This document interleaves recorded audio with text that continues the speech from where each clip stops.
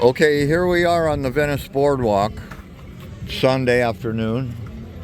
I want to interview this pretty girl named Myra. She's a seamstress. In fact, what do you go by? Myra, the Seamstress of Venice. The Seamstress of Venice. You could find her generally in the 1100 block, or this is the 1000 block of Oceanfront Walk.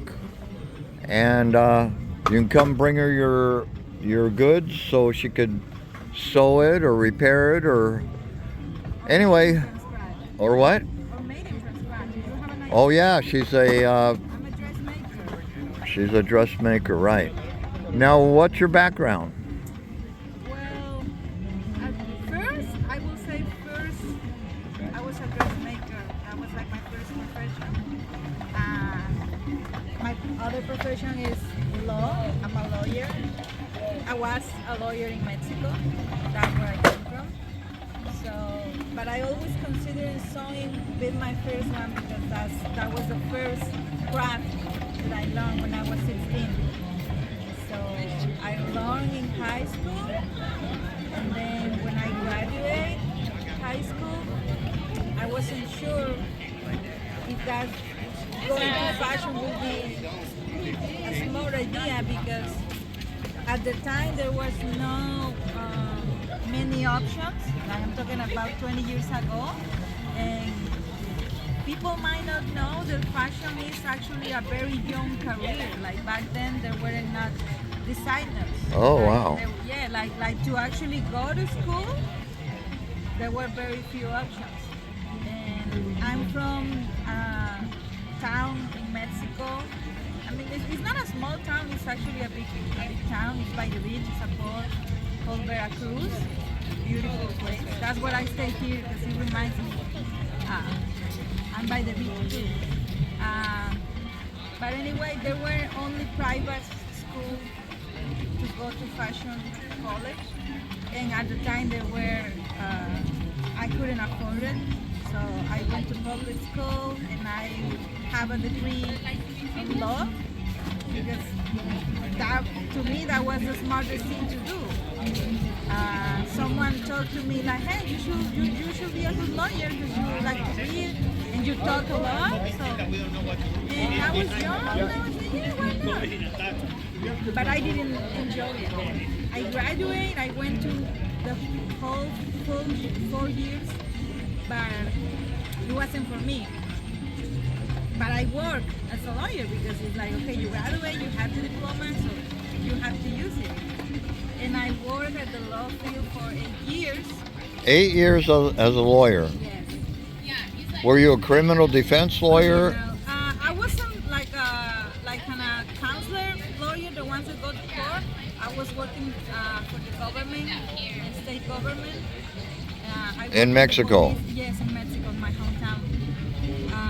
I was working as you could say a counselor. I was working at the police. So every time you have someone arrested, I was doing all the paperwork and teaching the policemen how to proceed. Okay. So as years passed by, I was getting depressed because in the criminal law you see the worst of human nature. So it's like no matter if you wake up and you have a nice day, eventually someone's gonna come with a tragedy. Hey, my son got kidnapped, my daughter was murdered. All those, bad things that Right. happen, unfortunately, every day in the world. And then eventually one day I just decided to quit. Like I remember I was having my lunch, and I had to go back to the office, and it's like I don't want to do this anymore. And I went back and I said, hey, I'm quitting. Oh wow. Yeah. No And 2 weeks one notice. day- Do they have 2 weeks notice in Mexico? They do, but it's different because I was working for the government, so there's the distinction. I wasn't an employee. Like in the Mexican Constitution, there's like regular employees, like, Yeah. and then you have. I was considered like a public servant because I was working for the government, so it was different. And no, I didn't have to put 2 week notice, like. So I just put my stuff together and I quit. Now, were you making really good money at that time? Not really, because I was in a private counselor. I was working for the government, so Uh-huh. it was like 600 monthly, like Now- in the. I mean, good money for Mexican For Mexico. standards. Actually, not really. Like a little above the average, yes, but not a good money. So you wanted to get back into being a seamstress. And then I was like, well, now after I went through all these different paths, I realized that actually sewing it is my path. Once I learned Okay. when I was 16, I never stopped. I was always doing stuff for myself, for my family. All my friends have kids, so I was doing their costumes for school plays and all that stuff. So I never stopped. So I was like, okay, I should try to do this. And I moved back to my parents' house because I was working in a different city as a lawyer. So I moved back to my parents' house and I set up my shop in my parents' living room. It didn't work out because our neighborhood is small, so I didn't have a good exposure.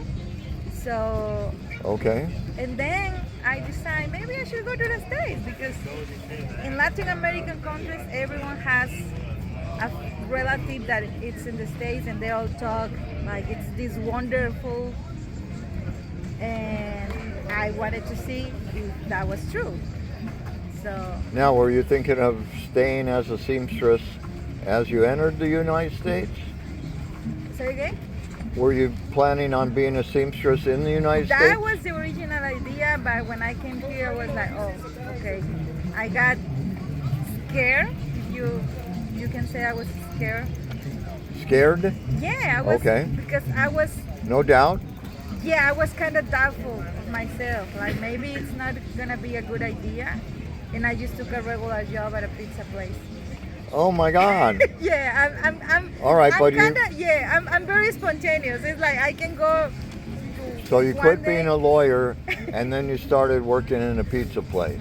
Yes, And then but how well, long? that only because that was the only job they took me. Okay. With you know. Did you make enough No. money to start your own business as a seamstress then? Not From there. really. Then COVID happened. Oh, and damn. then they closed the restaurant. And, Bad luck there. And then it's like, well, I actually have a craft that people will be willing to pay for. So might as well give it a try. Why not? Right. So I start right here. Because I noticed by the time I was being here for a year and a half, and this place was always crowded. So I was like, I've seen a lot of different performance musicians, Right. artists, but I never see anyone sew.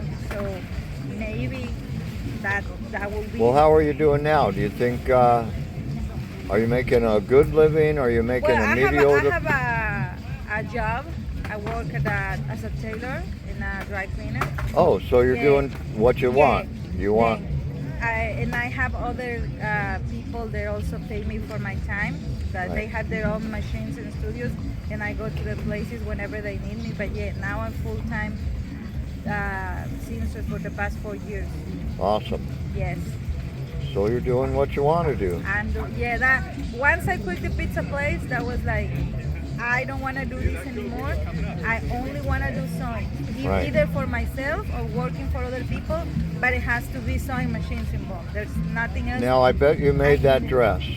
No, I didn't. Oh, you make- didn't? No. Well, let's see what you it's- did make. it's, Show us your line. Well, I only have 2 pieces now with me, but this was actually a hand towel. It's a tiny top. But Now look at that. Her that's name is right on the label. That's my label. That's my logo. A friend of mine designed it. And I like to source materials that I think they're good and unique, and I repurpose it into something different. So Well, I did notice one of the guys that I knew was here about an hour Yeah. ago, and he brought you a bunch of stuff to sew. he likes patch his jeans. Yeah. But he actually mentioned that I made his curtains, and that's how we made. I didn't even remember that. He said that You made his curtains? Yeah, Okay. he said that it was this Indian material, and he gave me the measurements that I don't remember that. I remember he bring all his hats with the Venice logo and all the Yeah. all the custom patches, because he ordered patches online, and then I stitch it on his stuff, and he wears it all over. So he's been here quite a few times Oh then. yeah, he's one of my Regulars. clients. Yes. Right. I knew him. Since I started. I know him. Hey, now there's somebody that just stepped up to the Remember me? spot here. We've talked before. You have a shop. I do. Oh, I I have lost your machines. car. I lost your car. I do remember you, and you gave me your car. Yeah. I need you to remake this vest Okay. badly. Oh, wow. Okay, but it's got to be pretty much like this. Oh, make a different one? Yes. Oh, yeah, I can do that. Okay. I'll Yeah. give you the material to do it with. Yeah. Okay, but I want you to come to my shop. Okay. I can give you my car, or Yeah, you give can me give your me yours. card and Yeah, I'll because call. yes, please. See, this is how it happened. People see the sewing machine. Well, I'm glad I let him interrupt the video then. Now I know I Paul. don't fool around there, Mr. Blue Shirt. I And know you know, Paul. I ran out of my cards. Like today has been a good day, but I'm always have one in my wallet. So Okay. I'm going That's- to call you tomorrow. call me, and we can talk. Okay. Because I Your, have like your a shop warehouse. is downtown, right? Yeah, on what West Washington, between Crenshaw I and Google LaBrea. it. I don't drive. I buy, but I Google it. Okay. And we can make Yeah, it. it's in like mid city, I think they call it. Oh, it's not not far. far away. Cool. Yeah, no? Right. Right. Okay, I'll call you. Okay. Thank you so much. Nice to see you, Gary. All right. So I'm not known as Blue Shirt. He knows my name. I met Paul in the drum circle. That's where Paul's going now. I got this, and I'm on my way. He can't convince me to go back to it. No, that's okay. All right. Have a good time. All right. See, we were talking about Paul, and here's another Paul. Yeah. Right.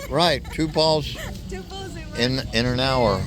Yeah, I remember he gave me his card, but I lost it, and it was months ago. No, he just wants you to refurbish a vest or make a new one for him.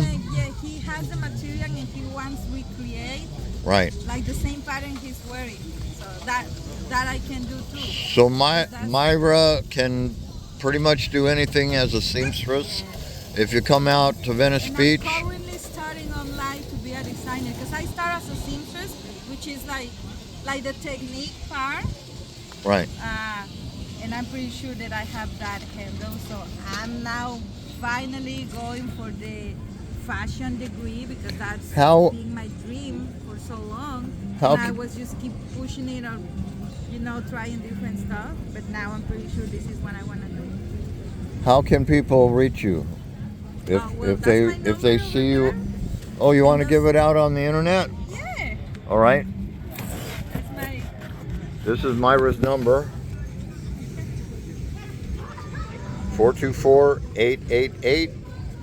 424-888-9253. She'll take your call. She'll meet up with you. I would think she's going to meet up with you on the boardwalk in Venice. Is that right? I'm here every Sunday. Oh, just on Sundays. Yeah, because I work Monday to Saturday. Okay. Now, when you work, I'm flexible. I'm always Right. I always try to help people, because I know there's not many people. I'm not trying to big about me, but I know there's not. well, many you're going to be people big. that can handle the. You're going to have so much business. That's the idea. That's what you want to go for. Eventually start being over there with the whole Seamstress of Venice. She's a professional, people. Thank you so much. All right, Myra. I'm glad I stopped by and interviewed you, and good luck to you. Thank you so much. You got it. Bye.